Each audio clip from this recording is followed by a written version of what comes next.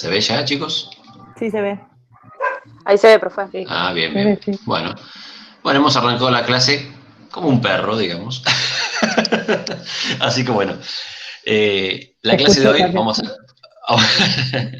vamos a comenzar a trabajar con sistema nervioso. Vamos a empezar a diagramar un poquito su clasificación, para qué sirve, cuál es su función, cómo está compuesto. Y de a poquito vamos a ir incursionando en sus contenidos. Así que bueno, de a poquito los invito a que nademos un poquito en este universo nuevo. Bien, bueno, cuando hablamos de sistema nervioso, particularmente, tenemos que entender que es un sistema, uno de los más complejos, ¿no? Fíjense qué linda imagen esta que les propongo aquí, donde aquí abajo vemos un vaso sanguíneo, ¿sí? Un vaso sanguíneo que está aquí arriba con un tipo de neuroglía que nos acompaña en este sistema nervioso protegiendo a las neuronas, ¿sí? Fíjate aquí una neurona haciendo sinapsis con otra. Y todas estas palabras que yo estoy diciendo es un poquito de este recorrido que vamos a hacer hoy. Este entramado interesante de vasos sanguíneos con neuronas, sinapsis y electricidad, particularmente es lo que nos va a convocar el día de hoy, la próxima clase y una más. Bien, sistema nervioso, ustedes tienen que hacer referencia siempre a todas las estructuras que nos permiten regular el cuerpo. Cuando uno habla de regulación, habla de control, habla de coordinación. Ustedes están escuchando, yo estoy hablando, estoy moviendo la mano porque soy muy gesticulador, y ustedes están moviendo la mano para escribir en un movimiento coordinado gracias al sistema nervioso. Me escuchan gracias al sistema nervioso. Yo movilizo mis labios y estoy haciendo la digestión de las tostadas con queso que acabo de comer gracias al sistema nervioso. Y no solamente el sistema nervioso. Decimos que este sistema trabaja en la coordinación, ¿sí? En la coordinación de nuestro control homeostático gracias al sistema endocrino. Es una conjunción, es un binomio muy importante que tiene que ver para la regulación del cuerpo para favorecer la comunicación, ¿sí? La comunicación no como lo dice esta imagen es figurativa. Simplemente hablamos de comunicación cuando entendemos lo que sucede, tanto adentro como fuera. Y yo entiendo que hace calor y por lo tanto sudo. Y yo entiendo que tengo la presión alta y por lo tanto orino más. ¿Se entiende? Es decir, yo entiendo que tengo un pico de glucosa en la sangre después de comer y por lo tanto secreto insulina, el páncreas secreta insulina y hace que eso se reduzca. Aumenta la temperatura corporal y por lo tanto la sangre fluye hacia las superficies, palmas de mano, rostro y pies. Son respuestas que tiene nuestro cuerpo para mantener siempre la comunicación y el control de esta gran palabra, homeostasis. La homeostasis es el equilibrio del medio interno. Ya se los dije esto clases atrás, cuando hablamos de que el término equilibrio hace referencia a un dinamismo continuo. Es decir, yo no estoy, mi cuerpo, mi sangre, mi medio interno no está quieto, pero no en el sentido de la movilización, sino en el sentido de que no es estático. Mis valores de temperatura varían levemente, mis valores de glucemia varían levemente, mis valores de calcio varían levemente. Es decir, todo varía en el cuerpo siempre en un rango de parámetros normales que podemos entender como normales y que por lo tanto decimos que estamos en homeostasis. ¿Cuándo dejamos de estar en homeostasis? Cuando se acaba la comunicación, cuando pierdo esa comunicación, cuando el mensajero es ineficaz, cuando tengo un exceso de mensajes. Cuando pierdo el control, por lo tanto pierdo la integración de todo lo que yo necesito, pierdo la homeostasis y pongo en riesgo a la supervivencia. Pongo en riesgo la supervivencia. ¿Qué es una patología? Es una falta de homeostasis en un determinado órgano, en un determinado tejido, o en un sistema total, o en el individuo. Entonces, entendamos ese concepto de homeostasis porque es importantísimo. Y el sistema nervioso junto al sistema endocrino favorecen esta integración, ¿sí? Cuando hay patología, hay pérdida de homeostasis. Y si hay pérdida de homeostasis temporal, bueno, se arregla y ya está. En cambio, si esa patología continúa, vamos a tener un inconveniente más grave y puede sobrevenir la muerte. ¿Bien? Entonces, la muerte es la pérdida de homeostasis total, digamos, si se entiende así. Ahora, este sistema nervioso es importante y vamos a tratar de describirlo. El sistema nervioso es una sola cosa. Todas estas cuestiones que voy a clasificar yo hoy no hacen más que dividir pedagógicamente al sistema nervioso y no existen tal cual yo las voy a plantear, sino que el sistema nervioso es una sola cosa y que utiliza todas las mismas vías en todos sentidos, simplemente que lo vamos a dividir para poder comprender mejor su funcionamiento y su forma. Vamos a decir que a grandes rasgos yo puedo determinar que el sistema nervioso está compuesto por el encéfalo, que cuando digo encéfalo no es lo mismo que decir cerebro, veremos en la clase que viene, médula espinal y los nervios, siendo de dos tipos, nervios craneales y nervios raquídeos o espinales. ¿Bien? En realidad el sistema nervioso es eso y nada más. A ver, podemos decir y describir y profundizar muchísimo, pero en grandes rasgos yo estoy hablando de esto, ¿sí? De estas tres grandes cosas. Que estas tres grandes cosas hagan cosas magníficas es otra historia. Pero ahora lo que vamos a hacer es tratar de clasificarlo de manera somera para que ustedes puedan entender de qué estamos hablando. Justamente lo que les vengo a decir es esto. Trabaja en la organización del cuerpo, detectar cambios tanto en el medio interno como en el medio externo. Es decir, todo lo que tiene que ver con aumenta la temperatura, fluye la sangre de la superficie, aumenta la glucosa, secreto insulina, falta glucosa, secreto glucagón, necesito glucosa, tengo sensación de hambre, tengo demasiada, tengo sensación de saciedad, tengo un desequilibrio en el agua corporal, tengo sed u orino más. ¿Se entiende? Es decir, tengo calor porque acabo de correr, tengo más ganas de tomar agua. Es decir, me pincho el dedo, corro la mano. Todo eso son mecanismos de defensa, vamos a ponerlo así como entre comillas, que tienen que ver con el control de la homeostasis. Vamos a empezar a hacer una primera división del sistema nervioso y vamos a decir que según su anatomía, según su estructura, según su morfología, siempre que nosotros clasificamos, y ya lo he dicho desde el primer día, tenemos que tener un criterio de clasificación. Yo no puedo decir, ¿sí?, que estas botas que tengo puestas son altas, negras y holgadas, porque estoy haciendo referencia a diferentes criterios de clasificación. Estoy clasificando por color, por textura y por altura. Tengo que tener un solo criterio de clasificación y decir que las botas son altas y bajas, entonces clasifico por altura. Son blancas y negras, entonces clasifico por color. Pero siempre que clasifico, clasifico con un criterio determinado. Entonces, el primer criterio que voy a utilizar es según su estructura, su anatomía y su morfología. Y voy a decir que el sistema nervioso se divide en central y en periférico, diciendo que lo central es el encéfalo y la médula espinal. El encéfalo y la médula espinal. Cuando digo encéfalo, no digo solamente cerebro. Hay una serie de estructuras que son entre 6 y 7, dependiendo de la bibliografía, pero tengamos en cuenta que el sistema nervioso central es aquel que tiene a su cargo el control total y la elaboración de las respuestas, ¿sí? El encéfalo en su conjunto, todo esto, ¿sí? Todo esto. Este es el cerebro, fantástico, pero aquí adentro hay otras estructuras que ven aquí, ¿sí? Cerebelo, bulbo raquídeo, mesencéfalo, diencéfalo, en sí. Vamos a ver después. Y que la médula espinal, que discurre a través del canal medular de la columna vertebral, tiene a su cargo el control central de la cuestión. Dije, el sistema nervioso se divide en dos, según su anatomía. Sistema nervioso central y sistema nervioso periférico. Periférico hace referencia a la periferia, a los lados, a las afueras. ¿Y cómo llego yo al dedo gordo del pie? ¿Cómo llego yo al dedo mayor? ¿Cómo llego yo al medio de mi abdomen? Llego a través de los nervios. El sistema nervioso periférico está conformado por nervios. ¿Qué nervios? Dos tipos de nervios. Nervios craneales, que nacen en la base del cráneo en su mayoría, es decir, nacen del sistema nervioso central a nivel craneal, y son 12 pares. Y además tengo, que nacen todos de la médula espinal, 31 pares de nervios espinales o raquídeos. Raquis hace referencia a médula espinal, porque viene de raíz. Ahí lo tenemos. ¿Cómo venimos hasta acá, gente?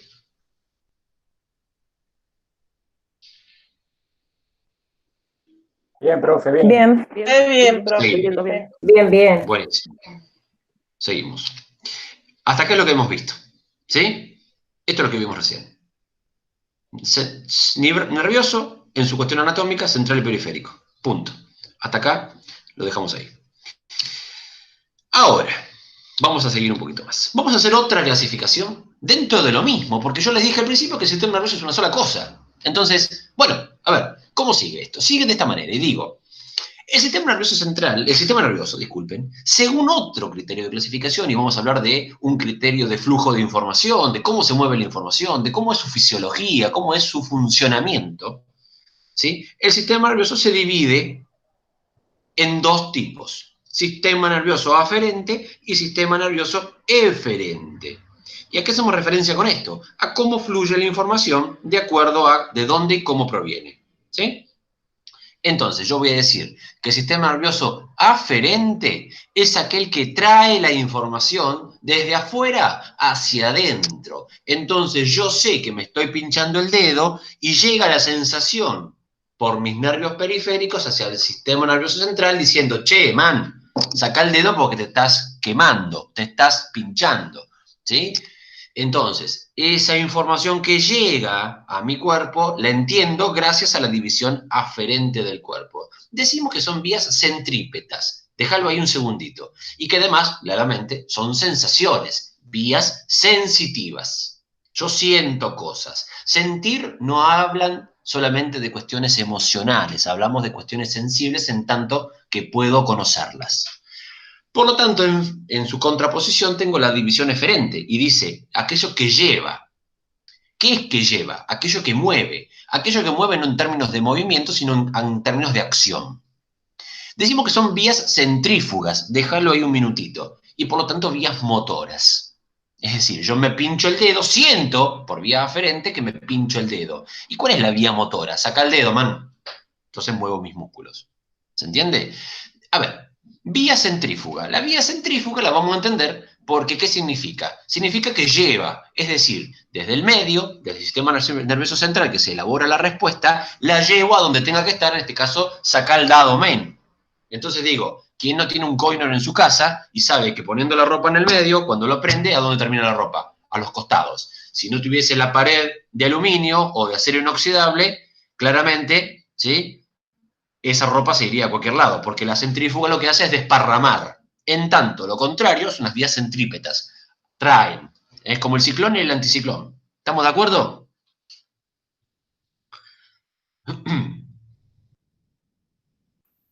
Sí, Bien. sí, claro. Ahora, seguimos, porque esto no termina acá, señoras y señores.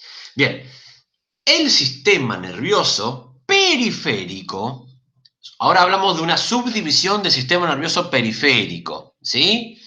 Sistema nervioso periférico, es decir, habíamos hablado del sistema nervioso, vamos a poner este de nuevo para ubicarlo en tiempo-espacio, ¿sí? El sistema nervioso se divide anatómicamente en central y periférico. Hablamos un poquito del central, cómo estaba compuesto, hablamos del periférico, que estaba compuesto por nervios. Bueno, estos nervios, o este periférico, se subclasifica de la siguiente manera. Somático, que tiene que ver con el cuerpo, aquello que yo puedo desde mi voluntad, es voluntario, decidir qué hacer. Por lo tanto, yo decido mover el brazo, dejar el brazo, hablar o no hablar, ¿sí? Moverme o no moverme, mover los pies o no moverlos, cerrar los ojos, abrir los ojos. Todo el sistema nervioso periférico que regula las cuestiones voluntarias tiene sus efectores, es decir, quienes llevan la acción a cargo en los músculos esqueléticos.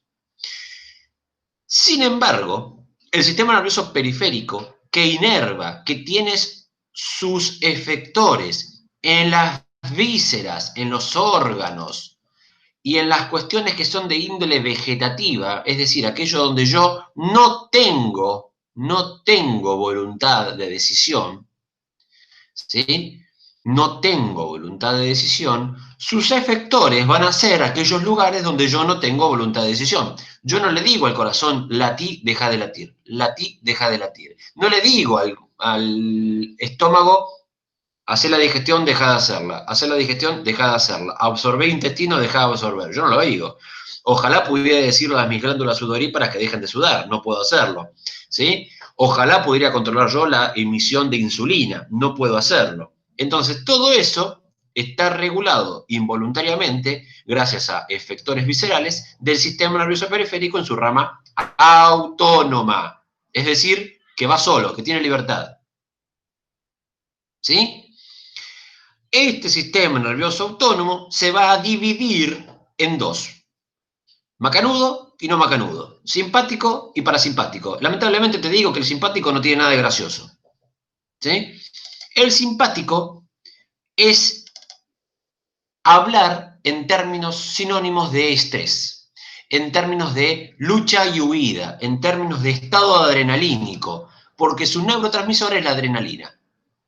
En tanto que parasimpático, para hace referencia a lo contrario a, por lo tanto, lo contrario a lo simpático, habla de reposo, habla de mantenimiento energético, habla de tranquilidad, y por lo tanto su neurotransmisor se llama acetilcolina. Adrenalina y acetilcolina no se los olvidan más de aquí al último día de cursada y por lo menos conmigo. ¿Bien? Hermoso esto, lo voy a borrar porque es feo. Después se los voy a dejar.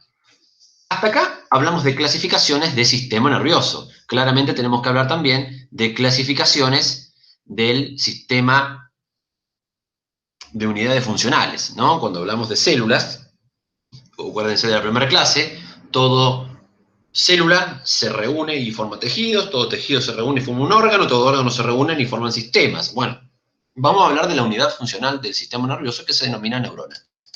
¿Sí? La neurona es la unidad funcional. Fantástico, muy bien. Y está tan especializada en hacer lo que tiene que hacer, ¿sí?, que naturalmente ha dejado de hacer su función porque se especializa solamente de conducir impulsos nerviosos. Como se especializó en conducir impulsos nerviosos, se ha olvidado de la defensa, se ha olvidado de la digestión, se ha olvidado de la mielinización, se ha olvidado de su metabolismo y por lo tanto necesita colaboradores. Esos colaboradores se denominan neuroglías o células de la glía. ¿Bien? Y son 5 tipos. La neuroglía es el soporte, ¿sí?, es quien acompaña a la neurona justamente en diferentes tipos de funciones. Y vamos a nombrarlas. Los astrocitos. Cito hace referencia a célula. Astrocito. Mira una cosa. Esto es una neurona. Esto es un capilar sanguíneo, por acá va la sangre. Y mira lo que acá hay en el medio. Una célula con forma de estrella. Ponele. ¿Sí? Entonces, astrocito tiene su nombre por su forma. Es una célula estrellada. ¿Para qué sirve el astrocito? Se abraza los capilares sanguíneos que traen los nutrientes, los gases y demás cosas para darle de comer a la neurona, formando lo que se denomina la barrera hemato-sangre encefálica, sistema nervioso. Barrera hematoencefálica, es decir, la barrera que está componiendo la parte capilar con la parte nerviosa. Esta lo que hace es ser una especie de selector de lo que le llega a la célula, lo que le llega a la neurona. Entonces, por ejemplo, evita que lleguen tóxicos, evita que lleguen nocivos, evita que se cambie la homeostasis de la neurona que está justamente abocada a conducir impulsos. ¿Bien? La microglia. Yo les dije, la neurona se ha olvidado de todo y también se olvidó de su defensa. La microglia en realidad deriva de algunos glóbulos blancos apostados en el sistema nervioso. Y por lo tanto, la microglia lo que hace es estar a cargo de la defensa celular. Cuando llega una bacteria, un virus, una partícula extraña, es fagocitada por la microglia y agranda su tamaño rápidamente en un fagocito de gran depredación. Justamente lo que hace es evitar que el sistema nervioso sufra, ¿sí?, por una falta de defensa. ¿Bien? Las células ependimarias. Miren lo que veo acá. Les voy a mostrar un poquito esto que no se entiende nada. Acá veo yo en celeste una neurona con su axón. Acá veo justamente un astrocito. Mira, acá está el capilar sanguíneo. Acá hay un astrocito dividiendo el capilar de la neurona, haciendo la barrera hematoencefálica. Y mira acá, unas cosas rosas acá que parecen bacteriógrafos T4 más que células, ¿sí? O los marcianitos de una película de invasión extraterrestre. Mira. Estos son las células ependimarias. Las células ependimarias se están tapizando, en realidad derivan del tejido epitelial. están tapizando algunos lugares especiales del sistema nervioso central, como son los ventrículos cerebrales. Y producen una cosa muy importante que es el líquido cefalorraquídeo. Seguramente lo escucharon hablar alguna vez. El líquido cefalorraquídeo tiene que ver con el control homeostático del sistema nervioso central. ¿Sí?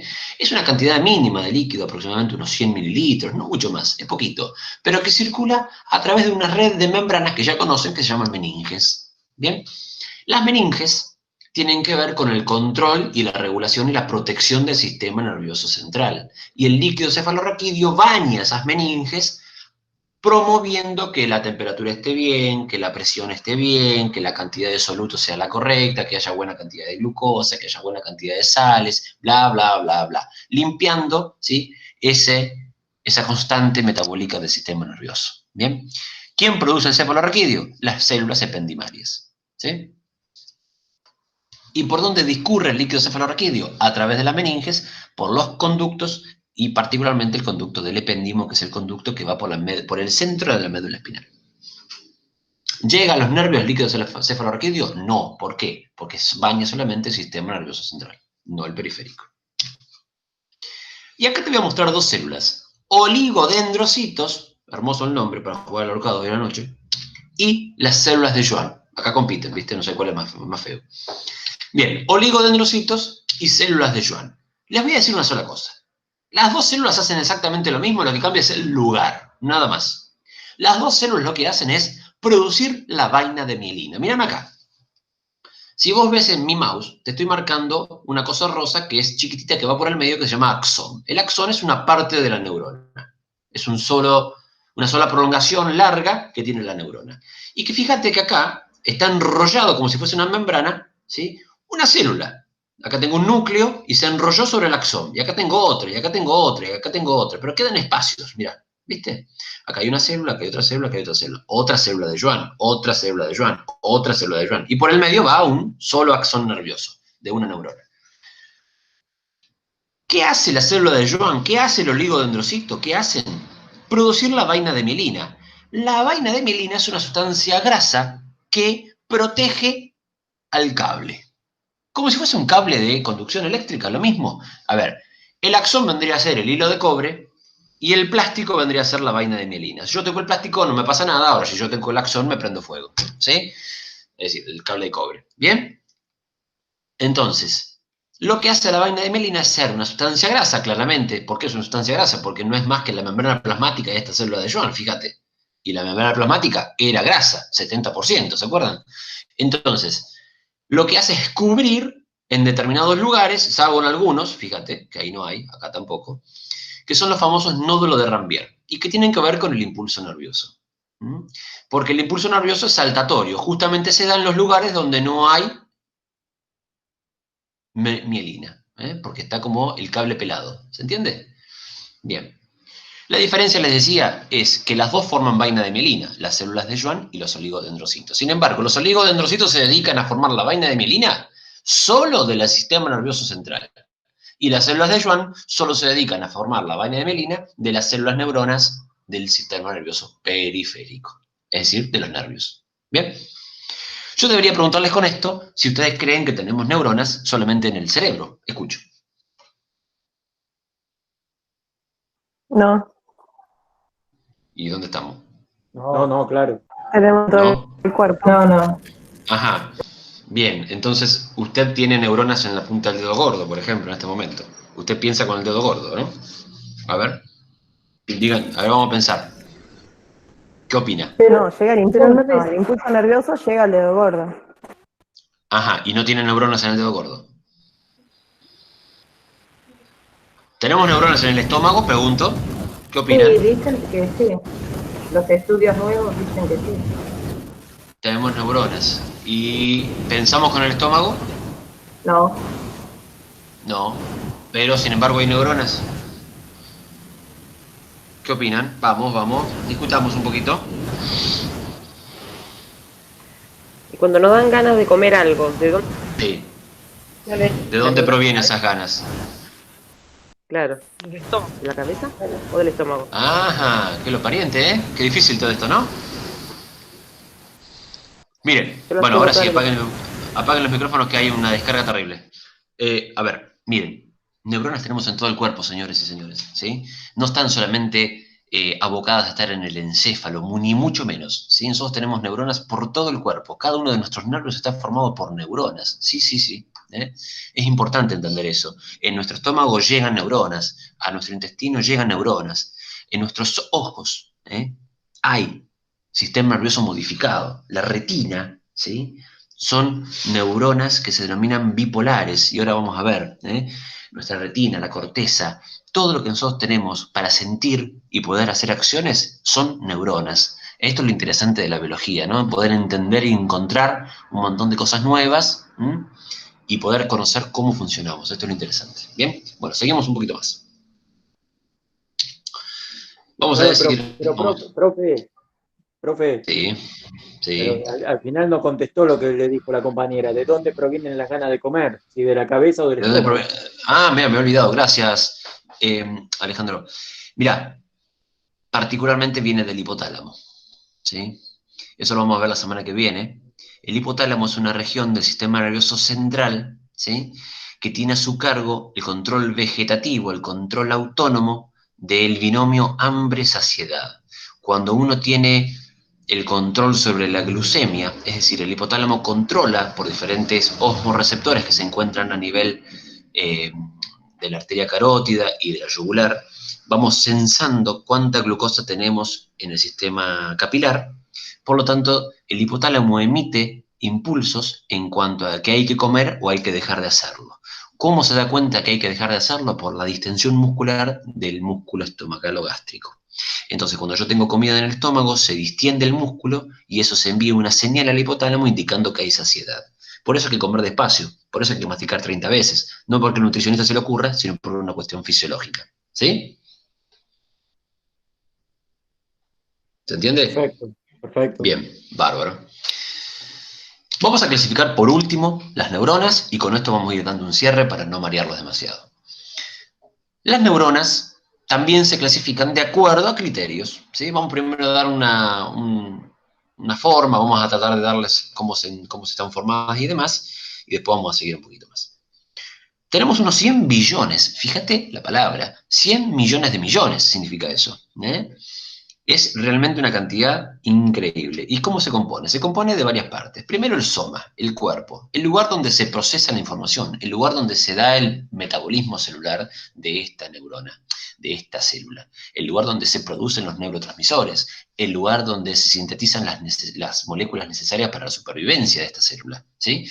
El soma o cuerpo es la parte más importante. Y como es una parte que no está mielinizada, decimos que son parte de lo que es la sustancia gris. ¿Bien? ¿Por qué digo que no está milenizada y por lo tanto es sustancia gris? Porque la grasa, ¿qué color tiene en el churrasquito, por ejemplo? Pregunto. ¿Qué color tiene la grasa? Blanca o amarilla. Blanca, blanca, amarillenta, exactamente. Entonces nuestro cuerpo, como somos animales, es exactamente igual. La parte que tiene grasa es blanca, la parte que no la tiene, en este caso, será gris. Por eso la sustancia gris hace referencia a los cuerpos de las neuronas. ¿Bien? Bien.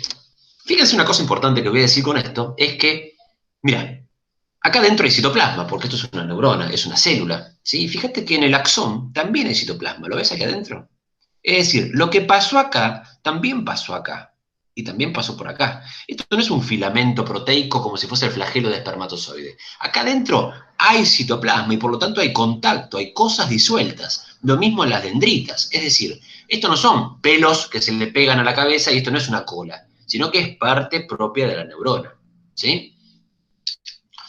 Las dendritas, ahí te las marco, ¿sí? Son las prolongaciones, que muchas veces son varias, ¿sí? Que tienen que ver con la llegada de las sensaciones, son los extremos más importantes para la conexión sináptica, ¿bien?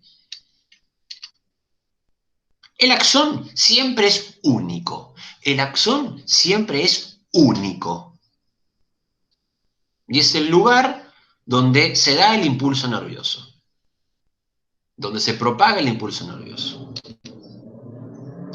Y finalmente, el telendrón o teledendra, ¿sí? Lo pueden encontrar en varias formas, que vienen a ser como las dendritas distales, es decir, las que están alejadas del soma, ¿sí? Tele hace referencia a lejano, por eso el teléfono, el ruido lejano, teléfono. El telendrón, ¿sí? Son las dendritas lejanas, son justamente el lugar donde se hace sinapsis con una próxima célula neuronal. ¿Bien? Y es el lugar donde se reservan las vesículas que contienen los neurotransmisores para las sinapsis químicas. Dicho esto, vamos a clasificar las neuronas, y con esto termino. Las más comunes son estas neuronas, las neuronas multipolares, aquellas que tienen amplia cantidad de ramificaciones dendríticas, un solo axón y muchas ramificaciones telendríticas. ¿Sí? La neurona más común, digamos la que compone el 90%, el 90 y pico por ciento de nuestro pool de neuronas. Después tenemos una neurona que es bipolar. ¿Sí? Estas están particularmente, ¿sabes en dónde? En los sentidos. ¿Por qué? Porque son neuronas que se encargan de la recepción de sensaciones. Y fíjate la particularidad. Del cuerpo solamente se emite una dendrita. ¿Sí? Y del cuerpo solamente se emite un axón, como siempre. Siempre el impulso nervioso en todas las neuronas va en dirección dendrítica, cuerpo, soma, y después el axón y el telendrón. De las dendritas al axón. Siempre en esa dirección es la conducción del impulso nervioso. Y finalmente, mira bien esta neurona, ¿eh? Este soma tiene dos prolongaciones, una a cada lado. Mira bien esta última tipo de neurona. La unipolar. Del cuerpo solo sale una sola proyección, que luego se emiten dendritas y luego se emite un axón. Pero la diferencia está en la cantidad de prolongaciones que salen del cuerpo. Mirá esta. Acá sale una para un lado y otra para otra. Y es bipolar. Y esta es unipolar o monopolar porque solamente del cuerpo sale una sola eminencia, digamos, somática. ¿Está claro? Esa es la diferencia. Bueno, gente, por hoy está bien con esto. Háganme acordar, por favor, que hemos llegado a la diapositiva 40 para poder continuar la semana que viene, que es más importante, que vamos a hablar de impulso nervioso, vamos a hablar de, y comenzar a hablar del sistema nervioso periférico. ¿Bien? ¿Preguntas? Profe, te hago una consulta, habla Roxana. Dale, ¿cómo estás? Cuando ocurre una ACV o hace una epilepsia o una convulsión, ¿se rompe las dendritas? No.